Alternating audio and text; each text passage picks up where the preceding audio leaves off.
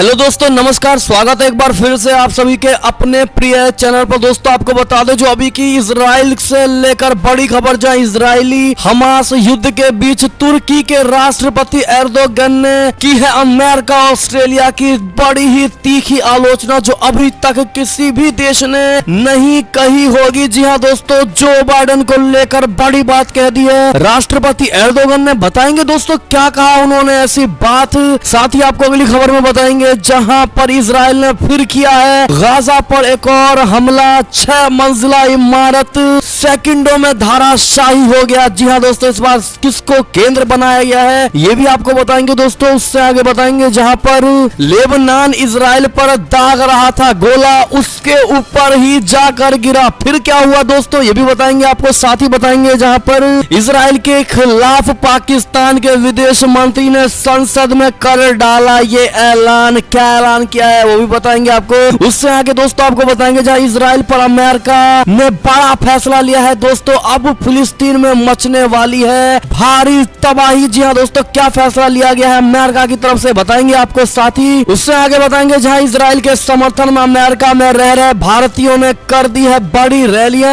Hamas पर आतंकी हमले करवाने का आरोप जड़ दिया है। जी हाँ दोस्तों, बड़ी खबर है, ये भी बताएंगे पूरी बात आपको दोस्तों। उससे आगे बताएंगे, जहां पर कुछ ही महीनों की शांति के बाद फिर से लद्दाख में बड़ी हलचल मचा रहा है। चाइना LAC के पास अभ्यास करने पहुंची चीनी सेना बंकरों का भी कर रही है निर्माण। जी हाँ दोस्तों, बताएंगे इजराइल और हमास युद्ध के बीच अब चाइना भी अड़ंगे डालने की कोशिश कर रहा है दोस्तों, और भारत के साथ जबरदस्ती का युद्ध शुरू करने की कोशिश कर रहा है दोस्तों। बताएंगे पूरी बात क्या है। उससे आगे बताएंगे आपको, जहां पर सऊदी अरब ने भारत को झटका देने की कोशिश की है। जी हाँ दोस्तों, और पाकिस्तानियों को अपनाने की कोशिश की है। बताएंगे क्या है खबर। उससे आगे बताएंगे, जहां पर अशरफ गनी ने तालिबान पर पाकिस्तान को फिर से कर दिया एक बार बेनकाब। जी हाँ दोस्तों, क्या है ये मुद्दा वो भी बताएंगे। साथ ही महामारी पर सियासत तेज हो गई है दोस्तों। मोदी जी की इमेज गिराने को लेकर कांग्रेस पर भाजपा ने कर दिया है तगड़ा चढ़ाव और कह दिया ऐसी बात कांग्रेस को। बताएंगे दोस्तों क्या कहा है भारतीय जनता पार्टी के नेताओं ने। जी हाँ दोस्तों, साथ ही कोरोना में वैक्सीनेशन को लेकर भारत में नियम बदल गया है दोस्तों। अब इतने महीने बाद करना होगा आपको वैक्सीनेशन के लिए इंतजार। जी हाँ दोस्तों, और उत्तर प्रदेश की योगी सरकार का शादियों पार्टियों को लेकर फिर से एक नया फैसला। अब सिर्फ इतने ही लोग हो पाएंगे शामिल। हर तरह की खबरें दोस्तों आपको बताएंगे, तो बने रहेगा वीडियो के अंत तक। और अभी खबरों में आगे बढ़ने से पहले, अगर आप भी मानते हैं कि मोदी जी है तो हर चीज संभव है, और इस कोरोना काल में डॉक्टर ही भारत के लिए भगवान की तरह कार्य कर रहे हैं दोस्तों, तो फटाफट से इस वीडियो को भी कर दीजिए लाइक, चैनल को कर दीजिए सब्सक्राइब, बेल आइकन दबाइए, साथ ही कमेंट बॉक्स में लिख दीजिएगा जय हिंद। जी हाँ दोस्तों, तो चलते हैं पहली और सबसे बड़ी खबर की तरफ, जहां इजराइल हमास युद्ध के बीच तुर्की के राष्ट्रपति एर्दोगन ने कर दी अमेरिका ऑस्ट्रेलिया की तीखी आलोचना। कहा जो बाइडेन के हाथ खून से रंगे हुए हैं। जी हाँ दोस्तों, बड़ी ही भयंकर आलोचना की गई है दोस्तों तुर्की के राष्ट्रपति की तरफ से। जी हाँ दोस्तों, इजराइल हमास के बीच हिंसा लगातार बढ़ती ही जा रही है। अमेरिका ने इजराइल हमास से संयम बरतने और आम लोगों को निशाना न बनाने की अपील की है। तो तुर्की ने अमेरिका और ऑस्ट्रिया के खिलाफ हमला बोला है दोस्तों। तुर्की के राष्ट्रपति रजब तैयब एर्दोगन ने कहा है कि अमेरिकी राष्ट्रपति जो बाइडेन के हाथ खून से रंगे हुए हैं। जी हाँ दोस्तों, आप सोचिए कितनी बड़ी बात और कितना बड़ा इल्जाम जो बाइडेन पर लगाया गया है दोस्तों। वो भी कोई आम नागरिक नहीं, बल्कि तुर्की के राष्ट्रपति ने खुद ये बात कही है दोस्तों। रॉयटर्स की रिपोर्ट के मुताबिक एर्दोगन ने कहा है कि इजराइल का साथ देने वाले जो बाइडेन के हाथ खून से सने हुए हैं। उन्होंने मौजूदा संघर्ष को लेकर अमेरिका और ऑस्ट्रेलिया की सीधे तौर पर कड़ी आलोचना भी की है। एक खबर के मुताबिक एर्दोगन ने अपनी सरकार की कैबिनेट बैठक के दौरान जो बाइडेन पर जमकर निशाना साधा है। जी हाँ दोस्तों, उन्होंने इजराइल को हथियार बेचने को लेकर अमेरिका की बड़ी आलोचना की है दोस्तों। गौरतलब है कि सोमवार को अमेरिकी सरकार ने इजराइल को 735 मिलियन डॉलर के हथियार बेचने को मंजूरी दी है। एर्दोगन ने कहा कि आपने मुझे ये कहने के लिए बाध्य किया है कि आप अपने खूनी हाथों से इतिहास लिख रहे हैं। गाजा में हमले के दौरान सैकड़ों और हजारों की संख्या में लोग शहीद हो रहे हैं। जी हाँ दोस्तों, बड़ी खबर है। अगली खबर की बात करें, लेकिन उससे पहले दोस्तों अपनी कमेंट जरूर करिएगा और तुर्की के राष्ट्र राष्ट्रपति को बेफिजूल का इतना भयंकर इल्जाम लगाने को लेकर आप अपनी राय अवश्य दीजिएगा। दोस्तों क्या कहना चाहेंगे आप तुर्की के राष्ट्रपति को लेकर कमेंट में जरूर बताइएगा। चलते हैं दूसरी बड़ी खबर की तरफ, जहां पर इजराइल ने फिर किया गाजा पर हमला। इस बार 6 मंजिले इमारत को धराशाही कर दिया दोस्तों। इस बार शिक्षा केंद्र को निशाना बनाया गया है। बता दें इजराइल और फिलिस्तीन के बीच की जंग खत्म होने का नाम नहीं ले रही है दोस्तों। दूसरे हफ्ते भी यहां हवाई हमले जारी हैं। मंगलवार को इजराइल ने फिर से गाजा पर हवाई हमले किए और यहां की 6 मंजिला इमारत को ध्वस्त कर दिया दोस्तों। तो वहीं ना पीछे हटने की तैयारी फिलिस्तीन के इस्लामिक चरमपंथी संगठन हमास ने भी इजराइल पर लगातार दर्जनों हमले कर दिए दोस्तों। गाजा के स्वास्थ्य मंत्रालय के मुताबिक बीते हफ्ते हुई हवाई हमलों में 212 फिलिस्तीनियों की जान गई है। जी हां दोस्तों, इजराइल द्वारा गाजा पर किए गए हमले में इस बार शैक्षणिक केंद्र निशाना बनाया गया है। इस हमले में जो काहिल नाम की इमारत क्षतिग्रस्त हुई है उसमें लाइब्रेरी और इस्लामिक यूनिवर्सिटी से जुड़े एजुकेशनल सेंटर थे। ये हमले रात भर जारी रहे। हालांकि हताहतों की संख्या सामने अभी तक नहीं आई है दोस्तों, लेकिन लाइब्रेरी पूरी तरह से नस्ते नाबूद हो गई है दोस्तों। सारी इस्लामिक किताबें जलकर राख हो गई है। जी हाँ दोस्तों, ऐसे में ये बड़ी खबर थी। आप क्या कहेंगे दोस्तों, क्या इजराइल ने ये हमला करके गलत किया है दोस्तों, या फिर इजराइल का जो मांगने का तरीका है वो सही है या गलत? कमेंट में जरूर बताइएगा दोस्तों। देखते हैं क्या कहते हैं आप लोग। इस वीडियो को अभी तक लाइक नहीं किया है तो फटाफट से लाइक करिएगा दोस्तों, ताकि हमारी मेहनत भी सफल हो जाए दोस्तों। अगली खबर की बात करें तो लेबनान इजराइल पर दाग रहा था गोला, उसके ऊपर ही जाकर गिर गया। जी हाँ दोस्तों, फिलिस्तीन से खूनी संघर्ष के बीच लेबनान ने भी इजराइल पर गोले दागे हैं। आधी रात के आसपास लेबनान ने उत्तरी इजराइल की तरफ 6 गोले दागे, लेकिन वे सीमा पार करने से चूक गए। इसके जवाब में इजराइल ने लेबनान की ओर 20 से ज्यादा गोले दाग दिए। इजरायली सेना के सूत्रों ने बताया है कि लेबनान ने गोले दागे, लेकिन वो उसी की ही सीमा में गिर गए। हालांकि लेबनान के हमले में किसी के हताहत होने की खबर नहीं है दोस्तों। लेबनान के रॉकेट हमले के चलते उत्तरी इजराइल के सीमावर्ती क्षेत्र में सायरन बजने लगे। इसके बाद सुरक्षा बलों ने सीमा से सटे 4 किलोमीटर के दायरे में बसे लोगों को सुरक्षित स्थान पर जाने को कहा। जी हाँ दोस्तों, ऐसे में अगली खबर की ओर चले तो इजराइल के खिलाफ पाकिस्तान के विदेश मंत्री ने संसद में कर डाला ये ऐलान। बता दें आपको, फिलिस्तीनियों पर हवाई हमले को लेकर तुर्की के बाद पाकिस्तान वो दूसरा देश है जो इजराइल के खिलाफ अंतरराष्ट्रीय समुदाय को लामबंद करने में जुटा हुआ है दोस्तों। पाकिस्तान के विदेश मंत्री शाह महमूद कुरैशी संयुक्त राष्ट्र संघ की आम सभा में इस मुद्दे पर समर्थन जुटाने के लिए तुर्की रवाना हो रहे हैं। तुर्की में वो फिलिस्तीन और सूडान के विदेश मंत्रियों से भी मिलेंगे। इससे पहले उन्होंने सऊदी अरब के विदेश मंत्री से बात करके फिलिस्तीन के साथ खड़े होने का ऐलान किया था। पाकिस्तान के विदेश मंत्री ने इस बीच अपने देशवासियों से भी एक अपील की है। जी हाँ दोस्तों, शाह महमूद कुरैशी ने संसद की कार्यवाही के दौरान ही पाकिस्तानियों से इजराइल का पुरजोर विरोध करने की बात कही है। कुरैशी ने फिलिस्तीनियों पर इजराइल के हवाई हमले के खिलाफ जुमे के दिन शुक्रवार को पूरे पाकिस्तान में शांतिपूर्ण प्रदर्शन का आह्वान किया है। जी हाँ दोस्तों, नेशनल असेंबली में इजराइल के अत्याचारों पर चर्चा समाप्त करते हुए कुरैशी ने कहा कि प्रधानमंत्री इमरान खान प्रस्ताव पर सहमत है और उनकी रजामंदी के बाद ही वो इसका ऐलान कर रहे हैं। इजराइल के खिलाफ लामबंदी के लिए इजराइल रवाना होने से पहले कुरैशी ने ये बड़ा ऐलान किया है दोस्तों। ऐसे में अगर आप भी मानते हैं कि पाकिस्तान जैसे देश जो खुद ब्लैक लिस्ट है दोस्तों, वो दूसरे देशों को लामबंद करने की बात कर रहे हैं दोस्तों, ऐसे में आपकी क्या राय होगी कमेंट करके जरूर बताइएगा पाकिस्तान को लेकर। जी हाँ दोस्तों, अगली खबर की बात करें तो इजराइल पर अमेरिका का इस बार बड़ा फैसला, फिलिस्तीन में मचेगी और भारी तबाही। बता दें, इजराइल फिलिस्तीन के मौजूदा टकराव के बीच अमेरिका के जो बाइडेन प्रशासन ने इजराइल को 73 करोड़ 50 लाख डॉलर यानी करीब 5,500 करोड़ रुपए के हथियार बेचने की मंजूरी दे दी है दोस्तों। बड़ी ब्रेकिंग न्यूज आ रही है। जो बाइडेन के इस फैसले को लेकर डेमोक्रेट सांसदों ने सवाल खड़े कर दिए हैं। हालांकि पहले ये कहा जा रहा था कि इजराइल और फिलिस्तीन के बीच जारी हिंसा के बावजूद सांसदों की तरफ से इस समझौते पर आपत्ति किए जाने की कोई संभावना नहीं है। रक्षा सौदों पर आपत्ति जताने वाले ये सांसद वो हैं जिन्होंने इजराइल का समर्थन करने को लेकर अमेरिकी नेतृत्व पर भी बेहिचक सवाल खड़े किए हैं। जो बाइडेन प्रशासन इजराइल का लगातार बचाव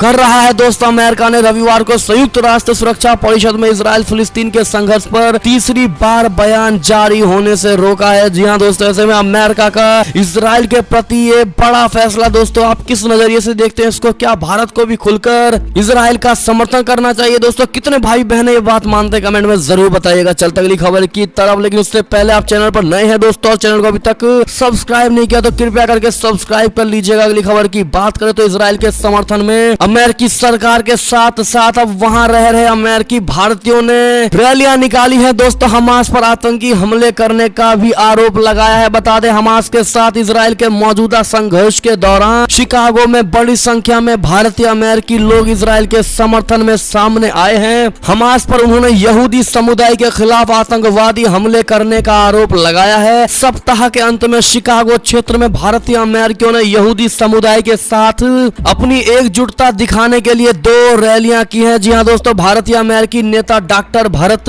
बरई ने कहा है कि समुदाय इजराइल के लोगों के साथ खड़ा है जिन्हें गाजा से लगातार रॉकेट हमलों से निशाना बनाया जाता है। उन्होंने आरोप लगाया है कि हमास के आतंकवादियों ने न केवल इजराइल में घरों को नष्ट कर दिया है और निर्दोष नागरिकों को मार डाला है, बल्कि वे गाजा के लोगों को भी आतंकित कर रहे हैं। उन्होंने कहा कि दशकों तक युद्ध का सामना करने के बाद इजराइल और गाजा के लोग शांति से रहना चाहते हैं। जी हाँ दोस्तों, ऐसे में क्या आप लोग भी भारतीय अमेरिकियों के साथ साथ इजराइल का समर्थन करते हैं दोस्तों? हाँ या ना बताइएगा जरूर। चलते अगली खबर की तरफ, जहां अब चाइना की खबर की बात करें तो कुछ महीनों की शांति के बाद फिर से लद्दाख में बड़ी हलचल मचाने में जुट गया है। चाइना एलएसी के पास अभ्यास करने पहुंची चीनी सेना बंकरों का भी कर रही है निर्माण। जी हाँ दोस्तों, पूर्वी लद्दाख की वास्तविक नियंत्रण रेखा यानी एलएसी पर पिछले साल का अप्रैल ही वो महीना था जब चीन ने चालबाजी दिखानी शुरू की थी। हालांकि कई दौर की बैठकों के बाद चीन की पीपुल्स लिबरेशन आर्मी ने समझौते के तहत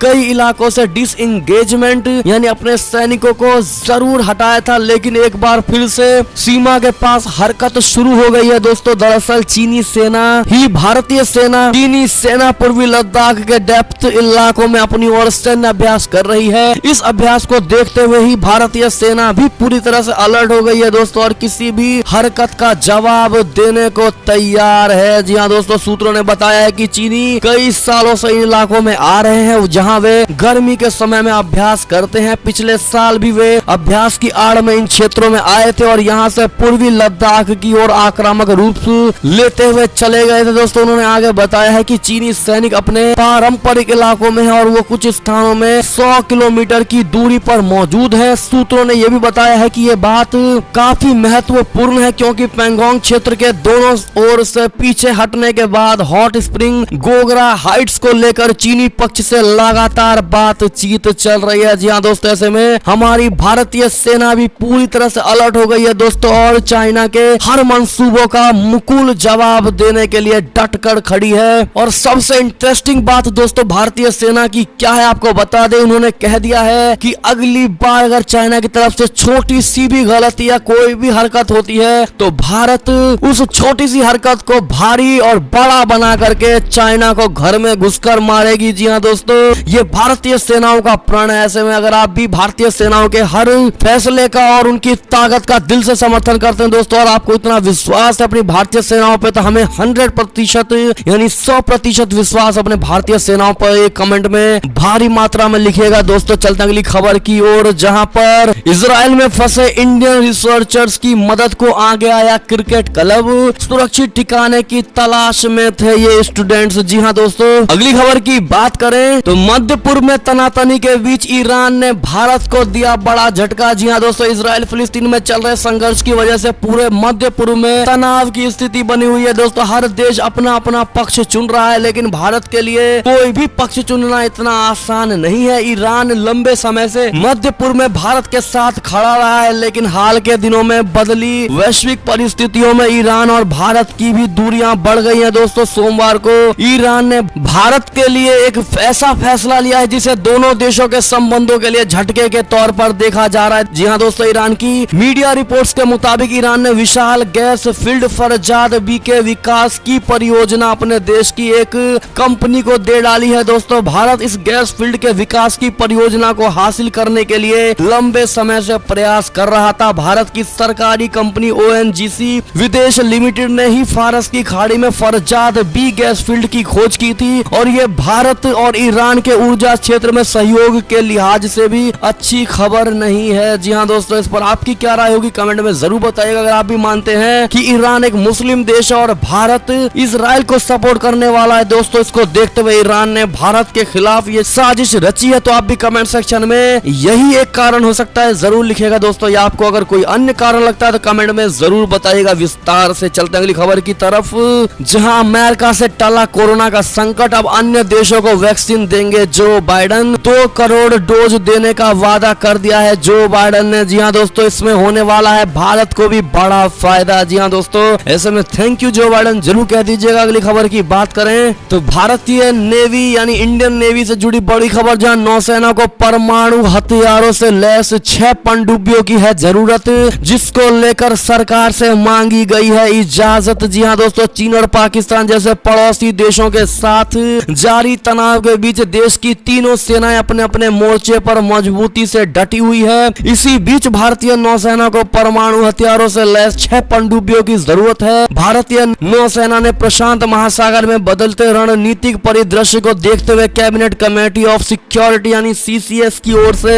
अनुमोदित 30 वर्षीय पनडुब्बी निर्माण योजना में बदलाव करने के लिए केंद्र सरकार से इजाजत मांगी है। जी हाँ दोस्तों, ऐसे में क्या केंद्र सरकार को इस मुद्दे पर गंभीरता से ध्यान देना चाहिए दोस्तों, और नौसेना को परमाणु हथियारों से लैस 6 पनडुब्बियां मुहैया करानी चाहिए। क्या कहते हैं आप लोग कमेंट में जरूर बताइएगा। जितने भाई भी मानते हैं कि सुरक्षा से लेकर कॉम्प्रोमाइज नहीं करना चाहिए, तो आप भी इन 6 पनडुब्बियों को भारत सरकार को देना चाहिए। इंडियन नेवी को कमेंट में जरूर लिख दीजिएगा। अगली खबर की बात करें तो सऊदी अरब ने भारत को दिया एक और झटका, पाकिस्तानियों को यात्रा की मंजूरी दे दी है दोस्तों, लेकिन भारतीयों को अभी सऊदी अरब की यात्रा करने का परमिशन नहीं दिया है। आप किस नजरिए से देखते हैं इस कमेंट को जरूर बताइएगा। अगली खबर की बात करें तो महामारी पर सियासत तेज हो गई है दोस्तों। भाजपा बोली कांग्रेस का बर्ताव गिद्ध जैसा है, प्रधानमंत्री की छवि को धूमिल करने की कोशिश की जा रही है। जी हाँ दोस्तों, देश में कोरोना की दूसरी लहर के दौरान ऑक्सीजन, ICU बेड और वैक्सीनेशन की कमी को लेकर कई मामले सामने आए हैं दोस्तों। इन खबरों को आधार बनाते हुए कांग्रेस लगातार प्रधानमंत्री नरेंद्र मोदी जी और केंद्र सरकार पर हमलावर हो रही है, लेकिन कल भारतीय जनता पार्टी ने इसका पलटवार किया। आपको बता दें, पार्टी ने कांग्रेस पर कोरोना महामारी के दौरान देशवासियों में भ्रम फैलाने और प्रधानमंत्री नरेंद्र मोदी जी की छवि को धूमिल करने का आरोप लगाया और कहा है कि इस संकट काल में विपक्षी दल की गिद्धों की राजनीति उजागर हुई है। जी हाँ दोस्तों, एक टूल किट का हवाला देते हुए भाजपा प्रवक्ता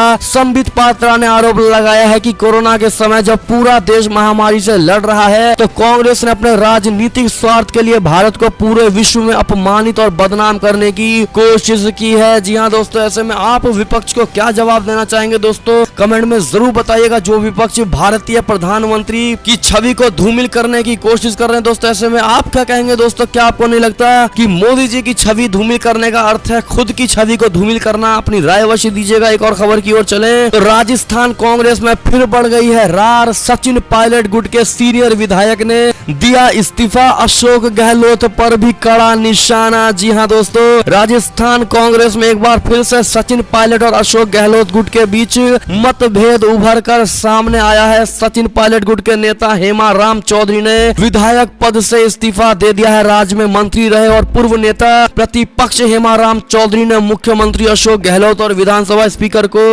अपना इस्तीफा भेज दिया है। जहां दोस्तों फिर से राजस्थान में राजनीतिक घमासान तेज हो गई। इसको लेकर आपकी क्या राय होगी, कमेंट में राय जरूर दीजिएगा। अगली खबर की ओर चले तो फिर बदलेगा नियम, कोरोना से रिकवर होने के बाद वैक्सीन के लिए करना पड़ सकता है 9 महीने का इंतजार। बता दें, कोरोना वायरस को मात देने के लिए देश में वैक्सीनेशन का काम जारी है। इस बीच वैक्सीनेशन की नीतियों में लगातार बदलाव भी हो रहा है दोस्तों। अब अगर किसी व्यक्ति को कोरोना वायरस होता है तो रिकवर होने के करीब 9 महीने बाद ही उसे टीका लगाया जा सकता है। जी हाँ दोस्तों, अगली खबर की बात करें तो कोरोना काल में बढ़ी बेरोजगारी, 75 लाख से ज्यादा लोगों ने गंवाई नौकरी। अगर आप भी मानते हैं कि नौकरी गंवाने से बेटर है उनकी जिंदगी तो चल रही है दोस्तों, तो आप भी कमेंट सेक्शन में अपनी राय अवश्य दीजिएगा। जिंदगी रहेगी तो काफी नौकरियां पाएंगे और पैसा कमाएंगे। क्या कहते हैं आप लोग, कमेंट में जरूर बताइएगा दोस्तों। अगली खबर की बात करें तो कोरोना की तीसरी लहर से पहले सरकार का अहम फैसला, 10 से 12 दिनों में शुरू शुरू होगा बच्चों पर वैक्सीनेशन का ट्रायल। जी हाँ दोस्तों, कोरोना वायरस की संभावित तीसरी लहर से पहले केंद्र सरकार ने मंगलवार को अहम फैसला लिया है। दोस्तों, सरकार जल्द ही भारत बायोटेक द्वारा बनाई जा रही कोवैक्सीन का बच्चों पर ट्रायल शुरू करने वाली है। आशंका है कि कुछ महीनों के बाद देश में महामारी की तीसरी लहर आ सकती है, जिसमें सबसे ज्यादा बच्चों पर असर पड़ेगा। इसको देखते हुए drugs controller general of India यानी DCGI ने 2 वर्ष से 18 वर्षों की आयु के बच्चों पर कोवैक्सीन के दूसरे और तीसरे फेज के ट्रायल की मंजूरी दी थी। जी हाँ दोस्तों, अगली खबर की बात करें तो उत्तर प्रदेश में शादियों पर पाबंदियों का पहरा। अब सिर्फ 25 लोगों से ज्यादा नहीं हो पाएंगे शादियों में शामिल। जी हाँ दोस्तों, कोरोना संकट के बीच यूपी में शादी व अन्य समारोह को लेकर नई गाइडलाइन जारी कर दी गई है। सूबे के गृह विभाग की तरफ से नई गाइडलाइन जारी हुई है। जारी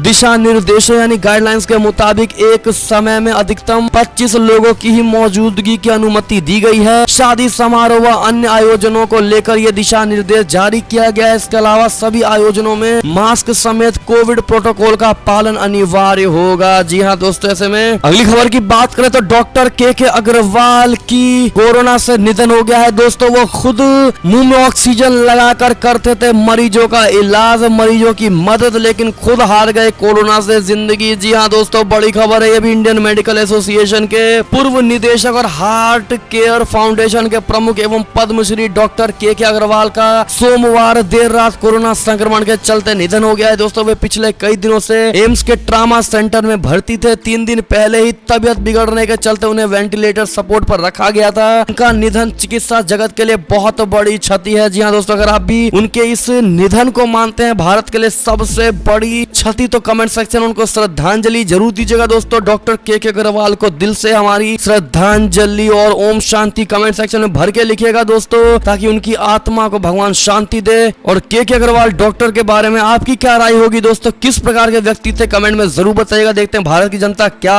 विचार रखती है उनके बारे में दोस्तों। और ऐसे में ये थी अब तक की सारी बड़ी खबरें। आपको हमारी खबरें कैसी लगी दोस्तों? आशा करता हूँ बहुत अच्छी लगी होगी। अगर थोड़ी भी अच्छी लगी तो इस वीडियो को अभी अपने भाई बंधुओं में व्हाट्सएप, फेसबुक, ट्विटर के जरिए पूरे भारत में शेयर करना बिल्कुल मत भूलिएगा। और अभी कर दीजिए इस वीडियो को लाइक, चैनल को कर दीजिए सब्सक्राइब, बेल आइकन दबाइए, साथ ही कमेंट बॉक्स में लिख दीजिएगा जय हिंद जय भारत। तो मिलते हैं आप अगली बड़ी खबर में, तब तक अपना ख्याल रखिएगा। धन्यवाद।